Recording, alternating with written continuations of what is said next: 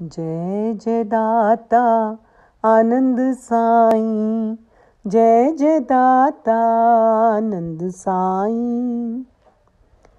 एक ओंकार अकाल पुरुषाय नमः।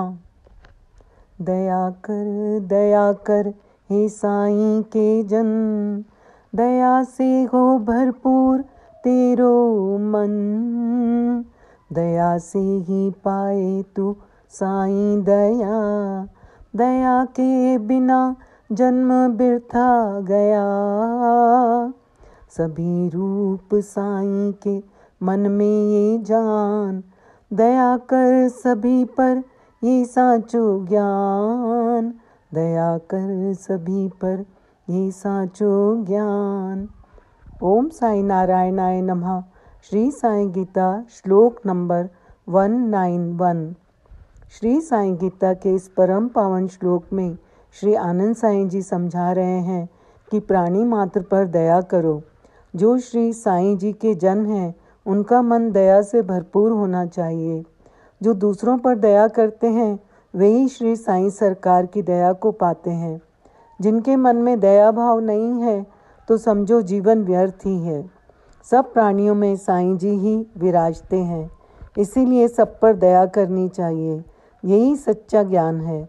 जो सच्चे हृदय से गुरुबानी पर चलते हैं उनकी सहायता और रक्षा पूर्ण रूप से होती है। जब हम किसी पर दया करते हैं तो हमारा मन भी प्रफुल्लित होता है। किसी दुखी जन की मदद करते हैं तो हमें रूहानी सुकून मिलता है। श्री भगवान महान दयालु हैं। वे सबके जीवन का निर्वाह का प्रबंध करते हैं। आज आपको एक बड़ा सुंदर प्रसंग सुनाती हूँ। एक सज्जन ने एकादशी का व्रत किया। द्वादशी के दिन किसी को भोजन कराकर पारण करना था, पर कोई मिला नहीं। वर्षा हो रही थी।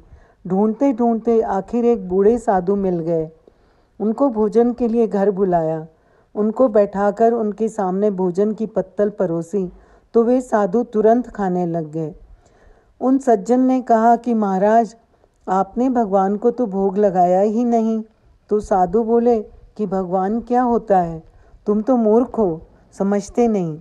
यह सुनते ही उस सज्जन ने उनकी पत्तल खींच ली और बोले कि भगवान कुछ नहीं होता है तो तुम कौन होते हो? हम श्री भगवान के नाते ही तो आपको भोजन कराते हैं।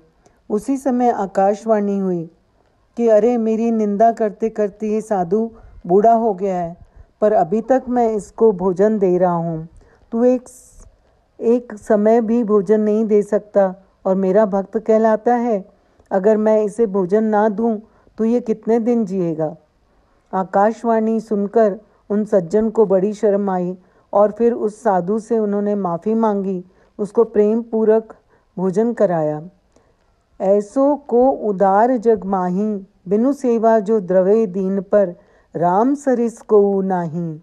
ऐसे परम उदार भगवान के रहते हुए हम दुख पा रहे हैं और सोचते हैं गुरु महाराज हमारा उद्धार कर देंगे।